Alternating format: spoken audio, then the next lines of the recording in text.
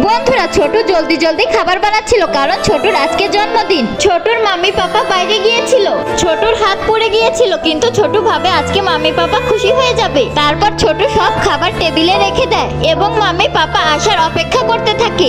তারপর ছোটু তার পাপাকে একবার কল করে, কিন্তু সে কোনো রেসপন্স দেয় না। ছোট অপেক্ষা করতে করতে ওখানেই শুয়ে পড়ে এবং অনেক রাত হয়ে যায়।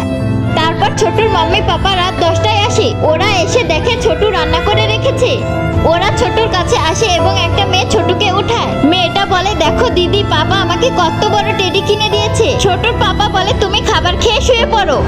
তারপর এই অচেনা মেয়েটাকে ছোটুর পাপা কোলে নিয়ে নেয়, কিন্তু ছোটুর মাম্মি ছোটুর কাছে যাচ্ছিল। তখনই ছোটুর পাপা ওকে থামিয়ে দেয় এবং ওর সাথে রুমে চলে যায় এবং অচেনা মেয়েটা ছোটুকে ভেঙাতে থাকে। ছোট ভাবতে থাকে, আমার মাম্মি পাপা আমার জন্মদিনে কত খুশি থাকতো, কত সুন্দরভাবে বার্থডে সেলিব্রেট করতো। ওই সময় আমার মাম্মি এবং পাপা আমাকে অনেক ভালোবাসতো। ছোট এইসব ভেবে অনেক কান্না করে এবং সব খাবার ফ্রিজে রেখে দেয়। আর তখনই একজন চলে আসে এবং ছোটুকে বলে, তুমি কান্না করছো কেন, তোমার কি হয়েছে?